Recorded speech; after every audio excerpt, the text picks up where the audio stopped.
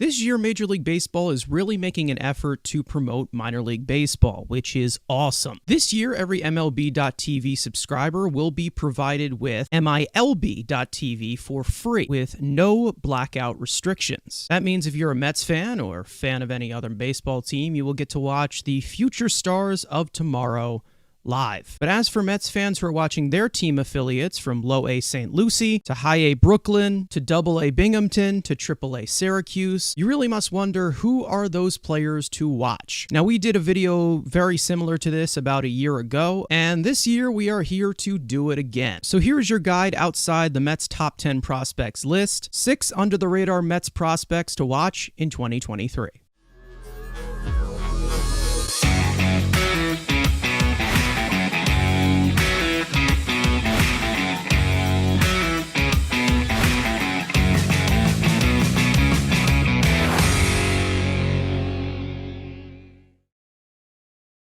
Now, as for these prospects today, some of them are inching closer to the major leagues currently. Some of them are right knocking on the door and probably should be called up.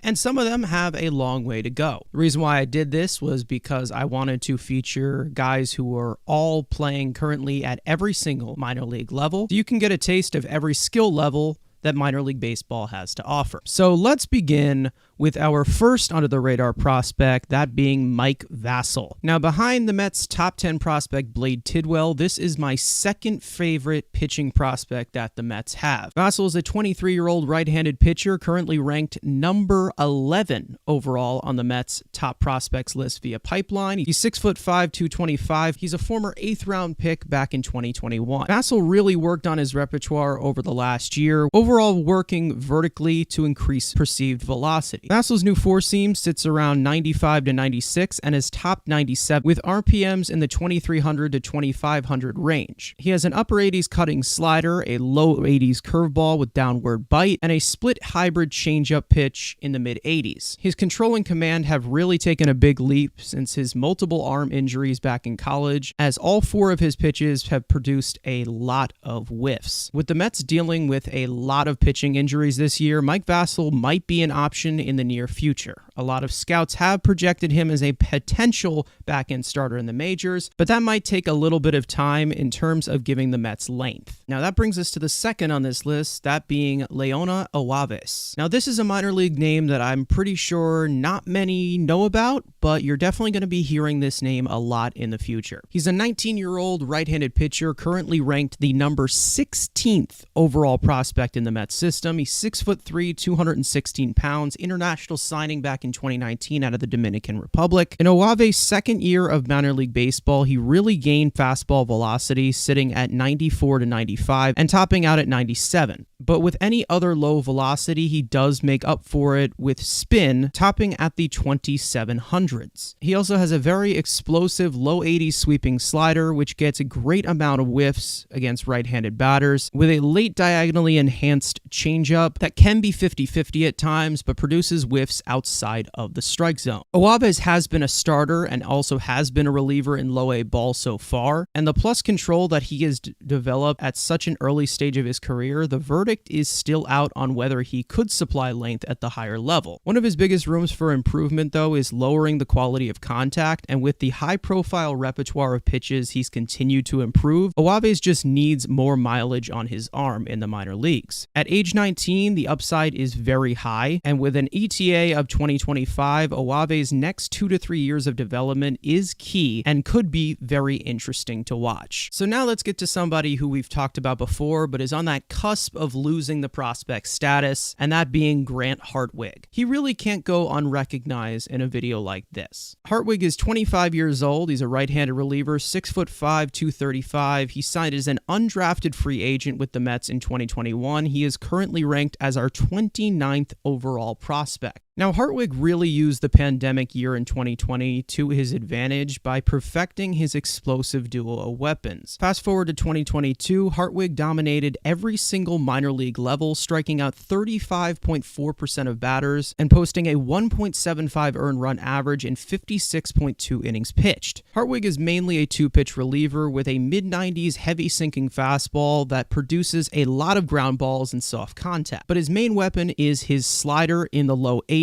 that has a ridiculous amount of horizontal and vertical break, which he's been able to dominate both right-handed hitters and left-handed hitters. He does have the occasional changeup as a third pitch, but he rarely uses it for any bridge. Hartwig does have frequent control issues with the amount of movement that his set produces, but his overall command of the zone is very redeemable as he avoids the barrel of the bat fairly well. Hartwig is definitely an arm to watch as a possible piece to the Mets bullpen this year, and I believe that he could be called up right now. This is a young, live arm that can really contribute to a very depleted pitching staff. Now let's get to the position players and start with William Lugo. Now we saw a glimpse of Lugo during spring training. He did display some power and some hitting ability as well. He looked fairly good, and he's also impressed so far with a hot start. He's a 21-year-old infielder, mainly a third baseman / shortstop, 6'2", 215, a former international signing back in 2019. He is currently ranked 26th overall on the Mets top 30. Lugo has continued to grow into his power upside in the lower levels of the minor leagues over the last 2 years. Lugo slashed 263, 347, 332 with a 121 WRC plus, split across low A St. Lucie and high A Brooklyn last season. He's also consistently registered exit velocities over 95 miles an hour with a 41.1% hard hit rate in almost 500 plate appearances last season. He does walk a lot, he strikes out at an average rate, he's a big pull hitter, very quick to the ball, and he knows how to expand the zone with a more closed stance. As for his defense, he's expected to be more of a third baseman with his frame and arm strength, but he definitely has a lot of room to improve defensively as a currently below average skill. With an ETA of 2025, Lugo is definitely a power bat that I expect to climb the prospect rankings in the future. So far this season, Lugo has continued to improve as an overall hitter, and it's only a matter of time before he is in AA Binghamton this year. Now, you guys know how much of a fan I am of the Mets' 4th overall prospect, Alex Ramirez, but there is also another outfield prospect who does not get talked about enough, and that is Stanley Consuegra. Consuegra is 22 years old, 6'2", 170, signed with the Mets at 17 years old as an international prospect out of the Dominican Republic. He is currently ranked as the Mets' 21st overall prospect. Consuegra isn't as toolsy as Ramirez, but he definitely fits the prototype of a more present-day MLB hitter. Here he slashed 245, 317, 407 with a 118 WRC plus in low A and high A combined last year. With his high plus bat speed, Consuegra has a ridiculous amount of power upside, also being ranked as the second best power bat in the Mets farm system. Last year in low A Port St. Lucie, Consuegra registered 8 batted balls over the exit velocity of 110 miles an hour and had a hard hit rate of 57.4%. Not to mention this year in high A Brooklyn a few weeks ago, Consuegra broke the record for the hardest hit batted ball in single A history